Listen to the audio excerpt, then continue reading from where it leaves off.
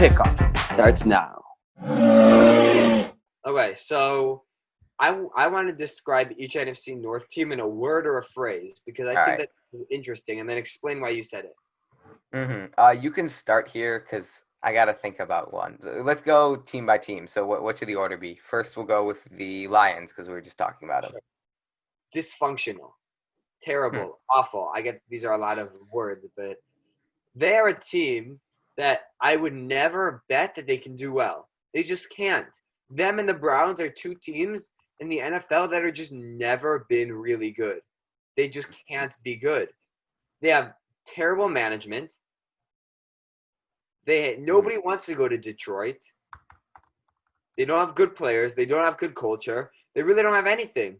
And right now, I get that they're a team that has good talent on their roster. And I wouldn't count them out for the playoffs because they're for sure a dark horse team. But that doesn't mean with Matt Patricia, who I've heard things about teams, about players that go to Detroit and they want to get out so fast. It's crazy. I mean, I've heard terrible things about people who go to Detroit and hate it. And I think that if you go somewhere and dislike it that much, then you're just not going. Nobody's going to end up going there. Got it. Yeah. I agree. I've got a similar word for the Lions. I would go with frustrating because throughout their history, they've had some pretty good rosters and great players, but frustrating or like disappointing or wasteful because they've wasted Calvin Johnson and Barry Sanders, guys who really deserved way more than what the Lions gave them. Hall of Famers, easy, first ballot, and their careers were just ended up being wasted in Detroit because of this bad management and bad history. And I think Matt Stafford, a similar thing is happening. He's a pretty great quarterback, but the Lions are the Lions, so they're just going to continue on making the wild card at best every season. Yeah. And next, I think we'll go to the Packers. And I'm going to say consistent. I know it's kind of weird to say because they had 2 6-10 seasons around that. And they went to the playoffs into the NFC Championship game. When I think of the Packers, I think of quarterback play, consistent quarterback play. And when I think of consistent quarterback play, I think of consistency. The Packers are a team, since we're younger, all that we can remember is a bit of Brett Favre and Aaron Rodgers. I mean, they've been successful since the late 90s. That's 24, 25 years straight that they've been successful. And yes, they've had a few spurts where they weren't great here and they weren't great there. But that doesn't mean that all in all, and even though I hate to say this, that they haven't had good quarterback play and they just haven't been able to put it all together, that they've just been able to put it all together. I can't find a better word, so I'm going to go with this: efficient. They are very good at using what they have, and unlike other teams, there are some teams who have a dynasty and then 10 years and then another dynasty, something like that, where there are breaks in between. But like you were saying with consistency, this is just going on to what you were saying. The Packers are very good at using what they have, and like how they drafted Rodgers while they still had Favre so that they can continue what's going on. And that's what they're hoping to do with Jordan Love here, I'd assume. Like, they've just been great at continuing this line of great quarterback play, and they very rarely dip for more than 2-3 years at a time. They're always spring right back up, and they're back into the Super Bowl or playoff hunt. Yeah. So we'll go on to the Minnesota Vikings, and I'm going to say – actually, you go ahead. You can go start with the Vikings. No, you can go. I really need to think about what to say. I'm going to say underwhelming. Very underwhelming. Okay. Yeah. Every year, I feel like they have all the skill, all the potential. They can just never put it all together. Last year, they had skill-wise a top 5 defense, a great running back, 2 great receivers, 2 great tight ends, and a below-average offensive line with a quarterback who I don't like. But people make I really think he's overrated, very much do. But people make the argument that he's not, and people say that he's still okay and whatever. Okay, but yeah. They should have done a lot better than what they did last year. And even though they won in New Orleans, I'm not going to say it was a fluke, but I don't think that game really summarizes Kirk Cousins and how the Vikings played last year. I think the Vikings shouldn't be remembered for beating a team as the underdogs. They should be remembered as the whole season. They just did bad under pressure, and then one game they won in the playoffs, which I get is fair, but they won one game under pressure, and that's what they'll be remembered for. And they'll be remembered as like not underwhelming, but they'll be remembered as doing better than what they should have. But I think that it should be thought of the other way. I'm trying to find like an easy way to put this. I guess I'll explain to you my thoughts on the Vikings, and then maybe I could do it in a word, even though that's kind of defeating the purpose of this whole thing. What I think about the Vikings, they're an organization that has a lot of talent and fails, and I feel like they like to blame it on other things that happened.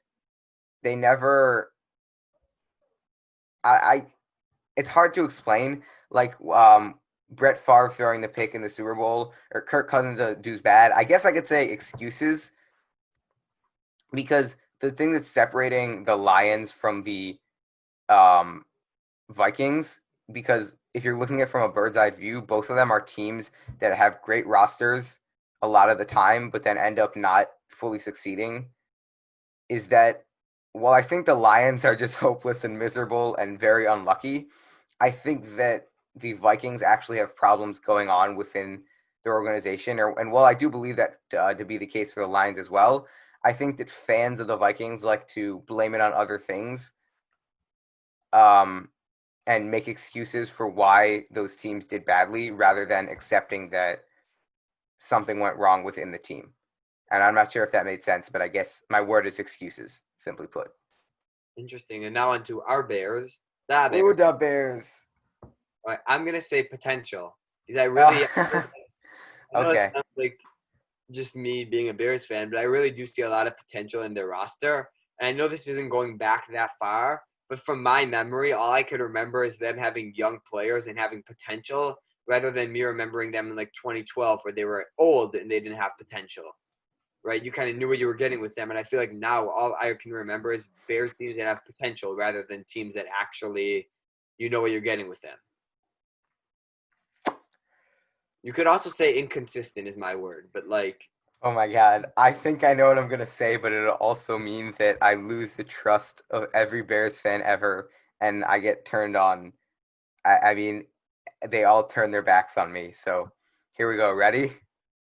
Overrated. I said it. The Bears have been around for like literally the longest. They are the longest standing team that's still here of the current NFL teams. And they've made 2 Super Bowls. I understand they made a lot of championships, but they've made 2 Super Bowls and won one. They have not had nearly the amount of success that some of the other historic teams have had, such as the Packers, gross, the Steelers, and so on. Really, as a Bears fan, I hate to say this, but I truly believe this. Even the Vikings, they've made 4 Super Bowls, and it's debatable whether, winning one and losing one is better than losing all 4. But still, I'm saying it frustrates me that, like, how can they be this historic of a team and have one amazing season, 85, and just, I don't know. That's just what frustrates me. well, the other argument to be made against what you're saying is they have the most Hall of Famers ever. They have one of the most wins. They have a great winning percentage. Just I get that you're looking at Super Bowls and that only, but I feel like that's something if you're looking at that stat only, then yes, the Bears aren't that amazing and they look Well, overrated. what I'm saying is, to be seen as one of the most storied franchises, it's weird that they haven't done that much, especially because Hall of Famers make sense because of how long they've been around for. Yeah, but they have more than the Packers. They have more than plenty of other Hmm. teams that have been around. Like 5 or 7 teams. They Yeah, have a lot more. They have one of the best winning percentages. I still love my Bears. But No, yeah, the thing is that maybe it's that was the wrong word. I guess disappointing can also work. Just, yeah, disappointing. well, I mean, what kind of bothers me is think about this for a second. The Packers made 2 Super Bowls. They've made 4 ever, and 2 of them were the first 2 Super Bowls, right? Hmm. So really, if the Super Bowl was pushed back 5 years, then the Bears would have, I think, 2 or 3 the Super Bowl wins. They would have 4 appearances, and if you push the Packers thing up 2 or 3 years, then the Packers would have 2 Super Bowl appearances and 2 Super Bowl wins, while the Bears have 1 Super Bowl win and 2 Super Bowl appearances, which really I doesn't guess. make that bad. So I'm saying, I I think understand. honestly, I don't want to make excuses or this or that, but people disregard championships and what they mean. And if you're going to disregard it, then that's kind of stupid, because it's like It was 1 year off. yeah, it's pretty much saying like it was like the Bears won the championship 63 and the Super Bowl was 66 for the Packers. It's like pretty much saying like the Patriots Super Bowl against the Falcons doesn't matter, but this Super Bowl does. You get what I mean?